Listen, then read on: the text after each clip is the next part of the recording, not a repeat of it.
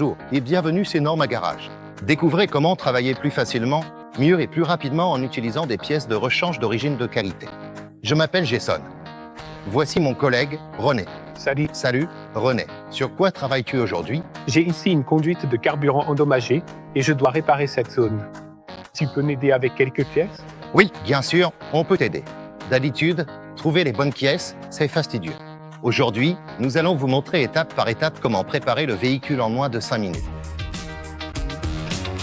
Avec notre kit de réparation de conduite de carburant, vous avez toutes les pièces de rechange nécessaires à portée de main dans une petite boîte à outils. La boîte est en plastique robuste. Elle peut encaisser pas mal de chocs. Le kit de réparation est très bien organisé.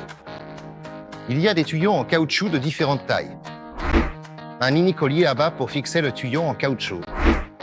Des raccords rapides de différentes tailles, ainsi que des manchons en laiton pour stabiliser la conduite de carburant lorsqu'elle est recouverte du tuyau en caoutchouc et serré. Si vous venez à manquer d'une pièce, il est vraiment facile d'en recommander. Il suffit d'utiliser le numéro de pièce à l'intérieur de la boîte. Commencez par séparer la conduite de carburant défectueuse en découpant la partie qui chie. Vous pouvez utiliser un couteau, mais c'est plus sûr avec une paire de ciseaux. Nous conserverons la conduite de carburant cassée afin de pouvoir mesurer la longueur correcte du tuyau en caoutchouc. Déterminez ensuite le diamètre intérieur de la conduite de carburant et sélectionnez la taille de manchon appropriée. Un petit conseil de ma part. Réchauffer le tube. René, excellente idée. Le manchon est facile à insérer lorsque le tube est chauffé à l'aide d'eau chaude, d'un sèche-cheveux ou même d'un peu d'huile. N'utilisez jamais de flamme nue lorsque vous travaillez sur une conduite de carburant. Le manchon donne plus de stabilité au tube. Déterminez maintenant le diamètre extérieur du tube afin de pouvoir choisir le tuyau en caoutchouc approprié. Veillez à bien mesurer la longueur du tuyau pour que le profil du raccord rapide et le manchon soient bien couverts. Et maintenant, nous insérons la conduite de carburant avec le manchon dans le tuyau en caoutchouc. Mon conseil, veillez à placer la mini pince à bas sur le manchon afin que la conduite de carburant ne soit pas endommagée. René, c'est exact.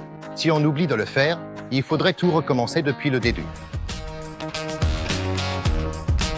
Maintenant, placez le raccord rapide de l'autre côté du tuyau et serrez-le avec une mini pince à bas. Ensuite, connectez le raccord rapide avec le mamelon.